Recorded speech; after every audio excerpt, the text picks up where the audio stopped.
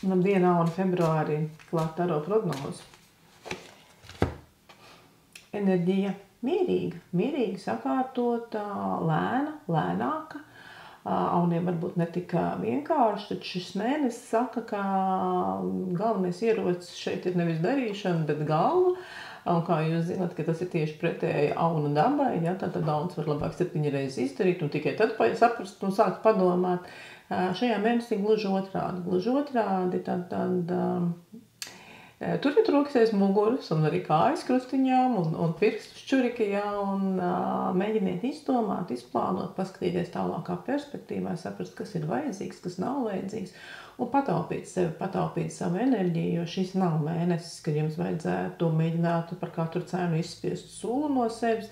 Iespējams, enerģija šajā mēnesī netik labi, netik aktīvi cirkulē un līdz ar to lēnība, apcerība, pārdomas nesīs lielāku labumu nekā tādā šaudīšanās, ņemšanās un apkārtējo procesu mēģināšana ietekmēt. Ja? Tad ļaujieties drīzāk, lai pasauli jūs griež, nevis mēģiniet paši iegriezt apkārtējo enerģiju.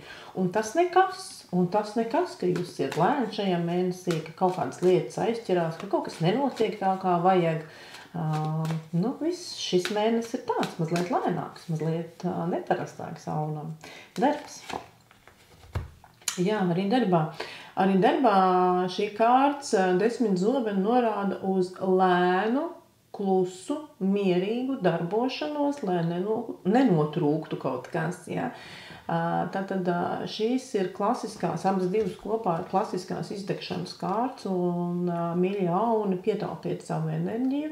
Darbā neliecieties neziņas par to, ka ir kaut kādi mega projekti, drausmīgi daudz darbu, laiki, termiņi, cilvēki, spiediens, stress. Nē, es nevaru atļauties gluži vienkārši to tādēļ, ka no tā cieš mans fiziskais ķermenis un līdz ar to šajā mēnesī ļoti strikti ievērojiet lūdzu savu varēšanu, spēju vai nevarēšanu. Un lūdzu nekautrēties no tā, ka jūs kaut ko nevarat vai nespējat izdarīt. Ja? Tad vienkārši aunam tas var būt diezgan tāds pārsteidzošs, nesaprotams mirklis, ka kaut kas neiet. Es taču esmu izdarījis visu tā kā visam būtu jābūt pareizi, viss iet uz priekšu. Neiet. Šajā mēnesī nē. Tad acīm redzotam ir kaut kādi nopietnāki iemesli, kas ļaus iespējams 2 reizes ātrāk lietas izdarīt nākamajā mēnesī. Tātad lūdzu nenodzeniet sevi līdz izmisumam darbā. Darbā daudzas lietas apstāsies, bet tikpat labi var kaut kādas lietas pabeigt vai pat nesākt lietas, kas jums šķiet jau iepriekš.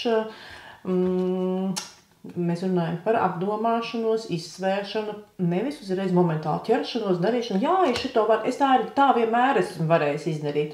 Nē, šajā mēnesī vairāk drīzāk padomēt par to, par kvalitāti, nevis par kvantitāti. Un, protams, ka mums visiem būs jāstrādā un nevarēs vienkārši gulēt uz lauriem, bet lēnām, mierīgi un kvalitatīvi. Jā. Privātā dzīve. Privātā dzīvē viss labi, viss sakārtot, viss mierīgi, viss bagātīgi. Maza tāda iekšēja sajūta, ka es arī šeit nedaru kaut ko tā, kā man vajadzētu, ka arī šeit esmu izdarījis, kā uzsācis, sakārtojis, izveidojis, piedāvājis, un man tā kā nav atsauksme. Arī šajā privātajā dzīvē tā kā neatrodu to